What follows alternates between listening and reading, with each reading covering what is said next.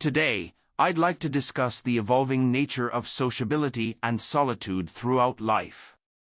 When we're young, we tend to be more sociable, enjoying the company of friends and exploring various social circles. However, as we age, especially in middle and later years, our preferences often shift towards solitude. This isn't contradictory, rather, it reflects our accumulated life experiences and a deeper understanding of the world. In our youth, we often gather friends at home for relaxed gatherings, preferring the comfort and freedom it offers over formal settings like restaurants. These moments deepen our friendships and create lasting bonds. Yet, as societal norms change and insincerity becomes commonplace, genuine connections become rarer. People, like the 50-year-old man mentioned earlier, grow accustomed to solitude, finding solace in quiet activities like gardening or enjoying tea alone or with family. As we age, our priorities shift, and we find contentment in simpler, quieter pleasures, valuing genuine relationships over superficial interactions. Gradually, he withdrew from socializing, and his friendships no longer held the closeness of his youth.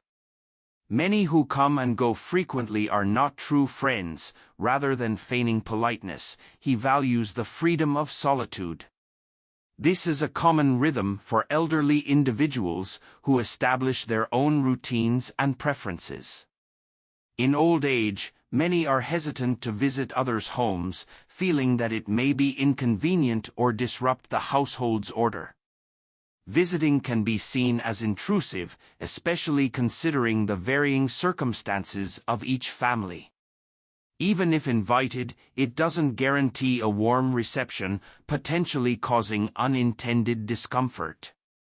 Uncle Ma, a neighbor, once happily reunited with a high school classmate in their 60s, enjoying the simple pleasure of shared meals and drinks at his friend's home on weekends. He would often bring a few dishes to his classmate's house, but he noticed a strange expression on his classmate's wife's face upon seeing him.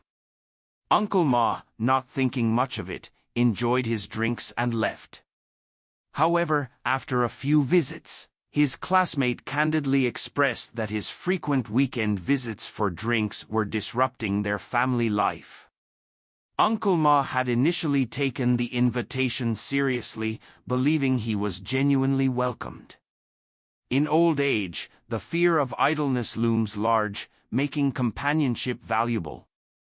Some elderly neighbors, getting along well, visit each other frequently to pass the time.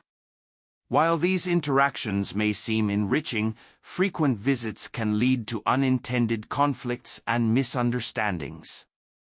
For instance, Miss Wong upstairs prefers staying home to avoid conflicts, having faced harsh criticism from her son due to disputes sparked by her visits. Despite her enthusiasm for social activities like dancing in the square with community ladies, she now chooses to visit neighbors cautiously. During one gathering at Mr. Lee's home, a casual remark about daughters-in-law made by Miss Wong inadvertently caused tension. Though meant casually, the comment reached her daughter-in-law, leading to awkwardness and misunderstandings in the family. Despite her attempts to explain, her daughter-in-law maintained a cold demeanor, and her son reprimanded her for gossiping. Such incidents illustrate the delicate balance and potential pitfalls of socializing in later years. As a result, Miss Wong concluded that visiting was not worth the trouble. She preferred simply dancing together and avoiding conversations about others, ensuring minimal engagement before going home. She believed that excessive closeness and conversations could easily lead to misunderstandings. Economic disparities among neighbors also played a role in her decision. Living in the same community, families varied greatly in wealth, causing psychological tension during interactions. The wealthier households might inadvertently display superiority, unsettling those less fortunate and fostering subconscious comparisons among the elderly. Miss Wong observed that festive occasions, once marked by visits for New Year greetings, now saw fewer visits as people preferred the comfort of home, engaging with technology rather than each other. This shift wasn't due to a lack of interest in traditions but reflected the exhausting pace of modern life, and a perceived absence of genuine connection in social interactions.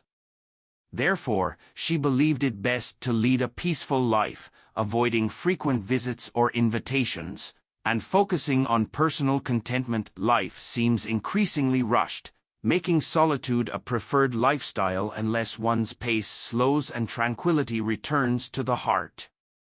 Many now value solitude over social interactions, a shift from youth when solitude was often misunderstood as loneliness. Understanding this later in life, living well independently amidst life's complexities is seen as the ultimate achievement. As one ages, maintaining sincere connections with family becomes paramount, while interactions with friends and extended family are inevitable yet limited. Avoiding the burden of hosting at home, preferring instead to gather in neutral places, lightens both physical and mental loads, benefiting both oneself and loved ones. This approach acknowledges the challenges of aging, where solitude becomes a preparation for facing future uncertainties. Today's reflections conclude here. Thank you for watching.